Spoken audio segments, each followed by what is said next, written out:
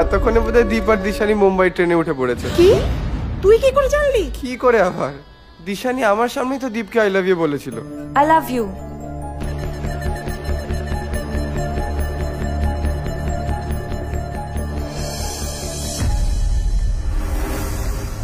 এই জানতিস তো, আগে বলিসনি কেন? কেন আবার, প্রেমে বাধা দিলে কি হয় জানো না? পরের জন্মে শক্তি কাপুর হয়ে জন্মাতে হয়। ভালোই হয়েছে। কিচ্ছু ভালো হয়নি, কিচ্ছু ভালো হয়নি স্যার। ওই ড্রাইভারটার জন্য প্রথমে যুধিষ্ঠির বাবুর মুখ পুড়লো, তারপরে আপনাদের মুখ পুড়লো। এখন যদি ঘরের মেয়ের মুখ পড়ে তবে কি আপনাদের চোখ খুলবে? আপনি ভেবে দেখুন, এখন ওই সাংঘাতিক লোকটা যদি এসে শোনে ঘরের মেয়ে মুম্বাই পালিয়েছে, তাহলে তিনি কি ছেড়ে দেবেন? ক্ষমা করবেন আমাদের? ক্ষমা আমি একবারই করি, আর না শুধরলে শেষ করে দিই। আয় স্টেশনে চল, ওর লাশ চাই আমি। সর্বনাশ!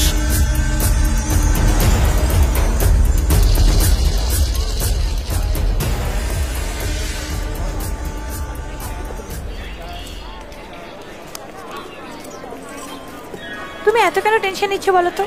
মুম্বাই থেকে ডেফিনেটলি কিছু না কিছু একটা হয়েই যাবে। তুমি ড্রাইভারই করে নিও, আদারওয়াইজ হোটেলে কাজ করে নিও, ঠিক আছে? হেই, তুমি তো দারুণ ফাইট করো। আমি নিজে ফিল্ম ইন্ডাস্ট্রিতে কথা বলে তোমাকে ফাইটার হিসেবে জয়েন করে দেবো। হ্যাপি?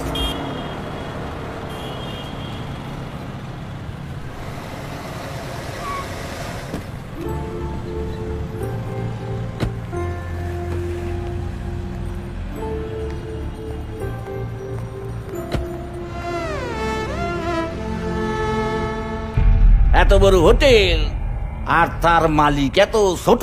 হ্যাঁ, उधार चुकता ना করলে सवारी जवानी খেল উঠে मंत्री जी। उनार जे उधार कर्जा আছে সব আমি মাফ করে দিব, ऊपर से 50 लाख रुपया भी দিব। ये হোটেল আমার নামে লিখে দিন। কি স্যার, আমি বেশি বললাম? না না, এত সস্তা হয়েছে। এই শোনো, জেদাজেদি করো না, বুঝেছো?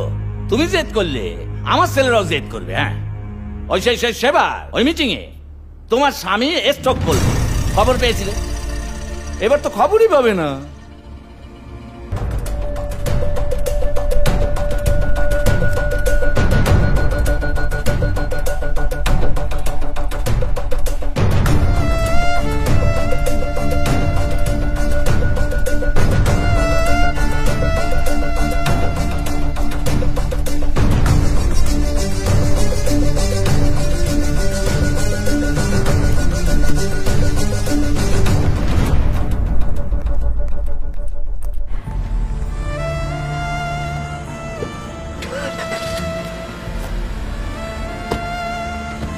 Madam, madam,